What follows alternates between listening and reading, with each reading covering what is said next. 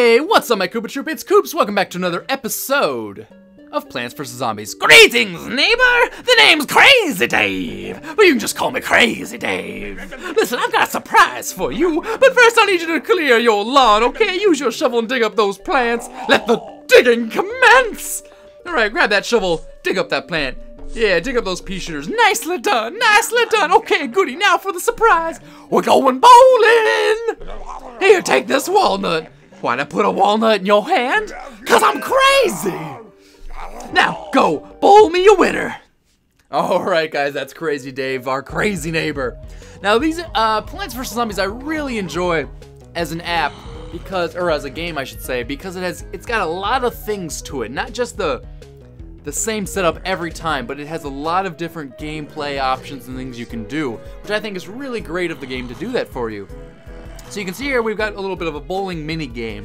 It's not too exciting or interesting or anything like that, but it's something different, and I actually find these rather difficult in some cases. So you can see the guys are coming down. I can only bowl starting from anywhere behind this red line.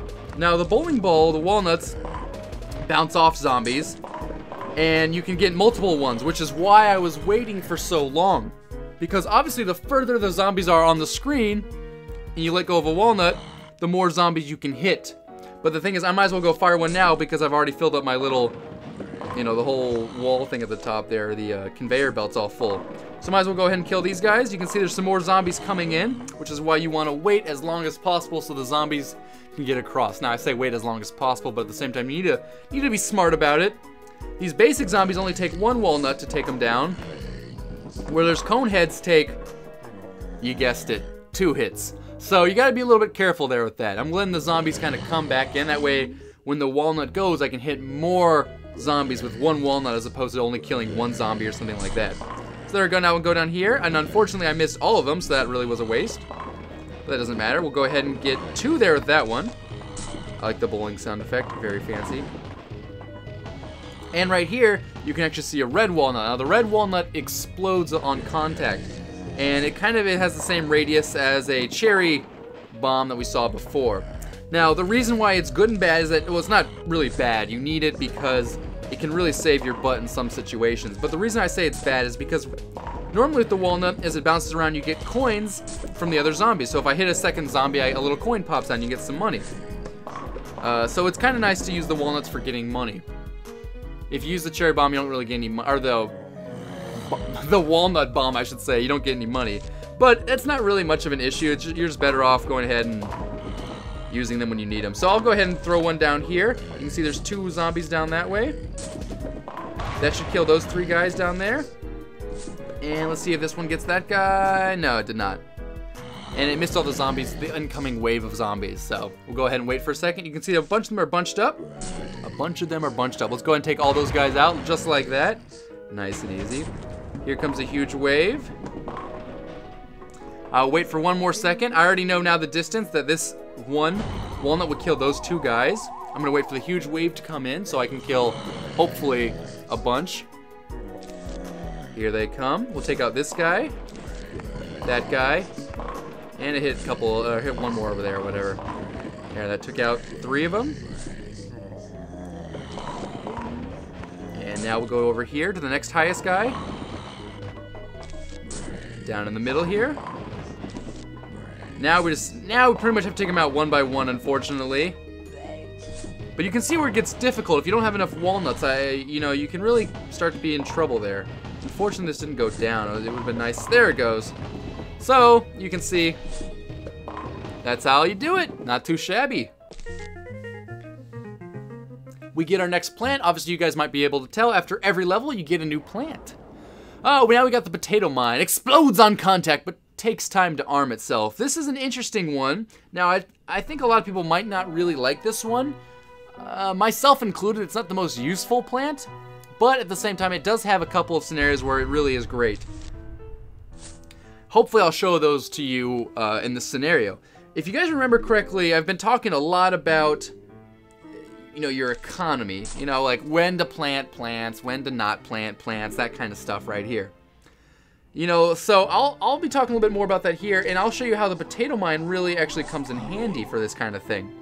We got real unlucky, but I think we can still go ahead and do it in time. So, but the tail mine takes some time to arm itself. You can see we got real unlucky because I was trying to plant all my plants in one row. If the zombie came down another row, we'd have more time to plant our sunflowers, but we're not gonna have a lot of time here. Hopefully this gets up in time. It did, just barely, and boom. Killed off a zombie and got an achievement for that. Probably not much of a fancy one, but that's all right. So here's where it comes in handy. You can see that normally it would cost us 100 to plant a pea shooter. Most people would plant a pea shooter right now because those things you want to last for a while. Instead, you can save yourself 75 and plant a spud. Now, what does that do for you? Well, that saves you 75, and in return for that 75, you get to plant an extra sunflower. You know, normally you're planting a pea shooter, but now I planted a sunflower. So you can see I still have no pea shooters up. This is like good and bad, you know, so now this is bad because, you know, you need pea shooters to actually fight, but it's good because I saved myself a lot of money and was able to plant more sunflowers in exchange instead of having the pea shooter, and now my economy is even stronger than it would have been normally. And you can see I can actually do this one more time and plant this like right around there, and that row is essentially protected for as long, you know, until a zombie walks over that way. So in that regard, you can save yourself a lot of money and time while you plant one and then work on your economy instead. Now I gotta plant another sunflower there, or a pea shooter there. Normally you wouldn't, but this is gonna be a painful zombie and he's gonna eat through some of my stuff, so that's gonna suck a little bit. I guess I could blow him up too instead of having him eat through all of my things, which I got just in time. Go and plant one there. And once again, I can plant one right there, and that, like I said, saves myself that entire row.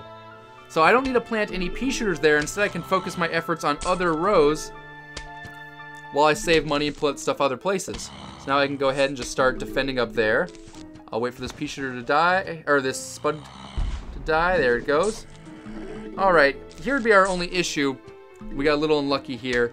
Are these zombies that can catapult over?